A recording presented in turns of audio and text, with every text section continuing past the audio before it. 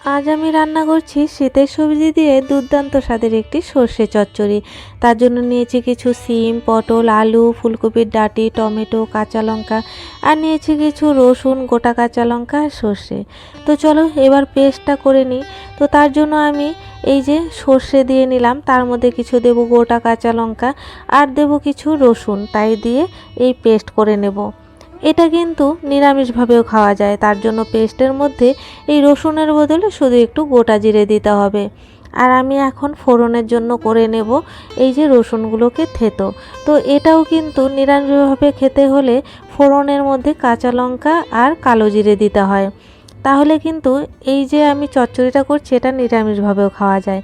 দুটোই খেতে ভীষণ টেস্টি, তবে আজকে যেহেতু আমি বাবার বাড়ির নিয়মে করছি তাই আমি রসুন ফোড়ন দিয়ে করছি। আমার বাবার বাড়িতে রসুন দিয়ে করে আর আমার শ্বশুর বাড়িতে কালো জিরে দিয়ে করে। তো আমি দুটোই রান্না করি, দুটোই বেশ ভালো লাগে। তো চলো এখন আমি রসুন ফোড়ন দিয়ে তার মধ্যে সবজিগুলো দিয়ে একটু হলুদ আর লবণ দিয়ে ভাজা ভাজা করে নেব। মানে বেশি একটা ভাজবো না, একটু কাঁচা কাঁচাই থাকবে। তারপর মশলাটা দিয়ে একটু কষা কষা হলে দিয়ে দিতে হবে ঝোল।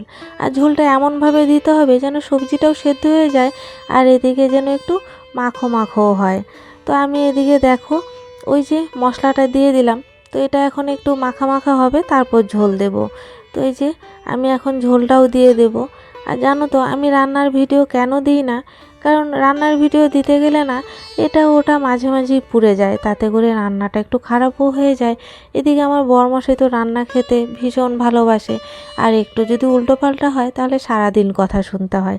তার জন্য আমি রান্নার ভিডিও বেশি একটা করি না, কারণ ওটা একটু মন দিয়েই করার চেষ্টা করি।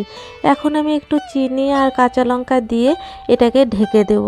এদিকে রান্নাটা হতে থাক, আমি ওদিকে বাইরে একটু কাজ সেরে আসি। তো এখানে এসে দেখছি একটা পদ্ম ফুটেছে। এখন তো পদ্ম ফুল একেবারেই শেষের দিকে, তো এখন একটা করেই পদ্ম ফুল ফুটছে। আর কালকের এই পদ্ম ফুলটা দেখো ঝরে গিয়েছে।